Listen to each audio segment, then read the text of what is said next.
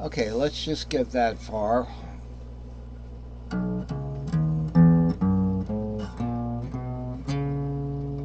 Now I'm going to play an S2L 3 4 5 6 7 R that's going to be warped. So half of it's going to be warped over. Alright, so it's... sorry. Get the right string, Andy. Alright, so it's...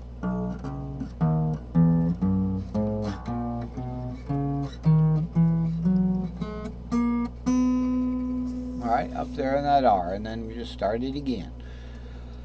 We didn't use the 5. Alright, we went with the pattern for that one. But you could do a little ditty up here. Everybody knows about the little ditty, right? The little ditty. You know, it goes something like...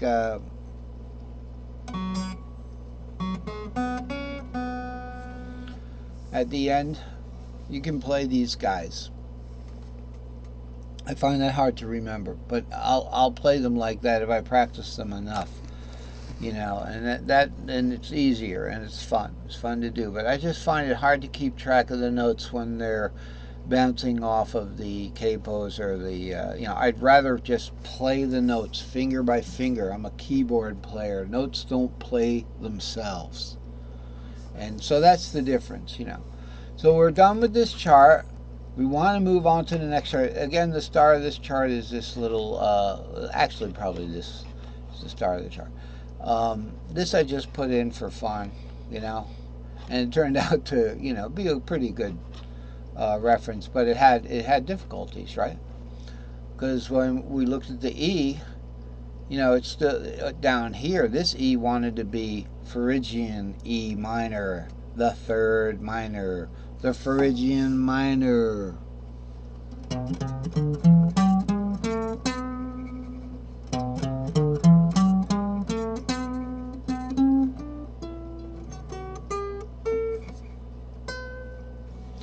That is not E major.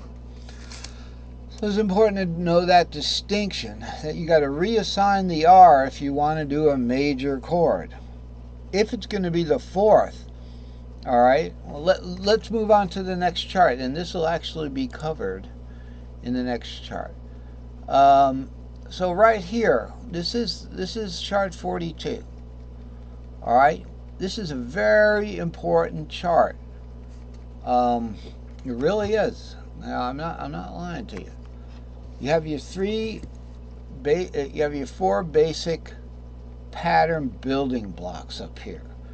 All right, these are the two patterns, the S2L and the S3L. That's an S3L. Okay, sorry. It can be an S3S if you just look at the white part, because for the considerations of ease of understanding of the pentatonic. So this shows both the long and the short pattern for diatonic, long and the short patterns, barred patterns for pentatonic, and long and the short patterns for just triads. See how the notes are disappearing? Isn't that interesting?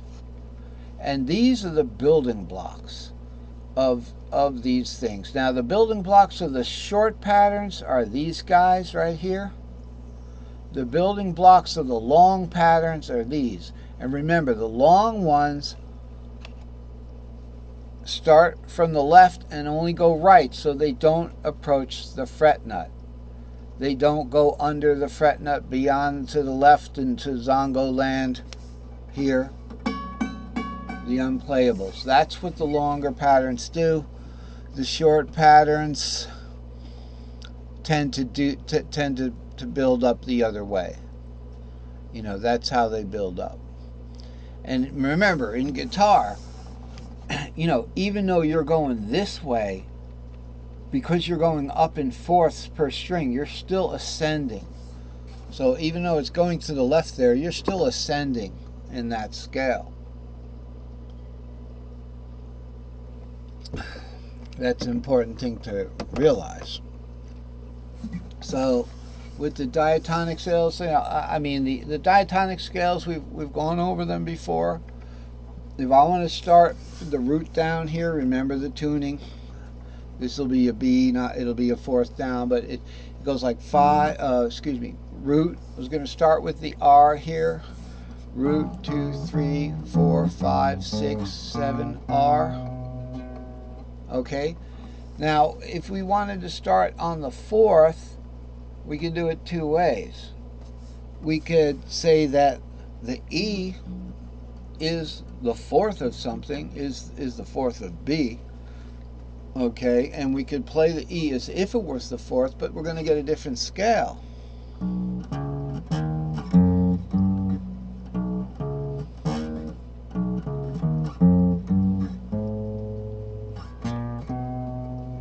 Okay.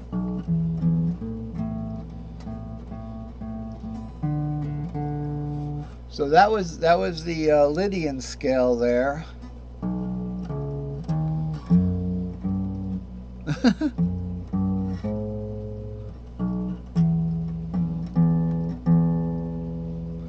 The Lydian scale, okay, goes like this. It goes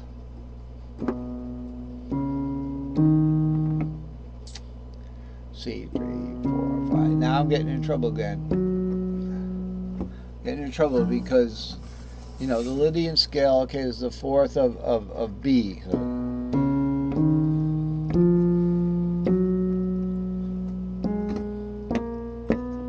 okay, that's the Lydian, the B Lydian, which is the E.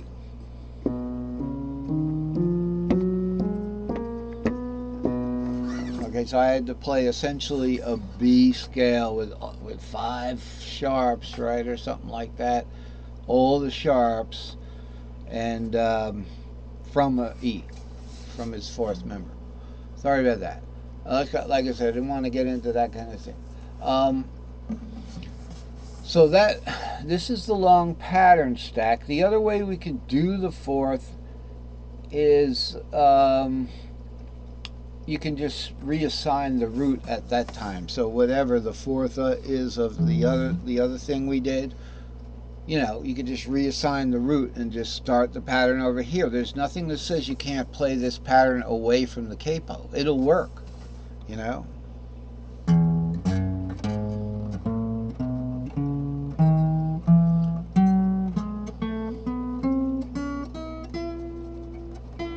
Okay. There's a little bug flying around here. He was here last night too. So that ends on the A, and it started on the A. All right. And the wonderful thing about these patterns is, you know, every now and then you can check down and see where you're at. You know, where you're at, and you have to hit. By the way, you have to hit the warp. Okay. So if I start on this middle A right here, you know, it's going to come out an E on here, but it'd be root 2, 3, 4, 5, 6, 7, root 2, 3, 4, 5, and then I have to warp 6. I warped like without even thinking about it. Without even thinking about it. You just get up there and you raise it up a half step. So that's the long pattern, mostly used, you know, when you're in the open fret zone. Okay, so you remember you can start these patterns from any string. So if I want to start an A scale from the A string, all right, I could just start that root from the second string. It's going to warp at a different time, right? That's the warped one.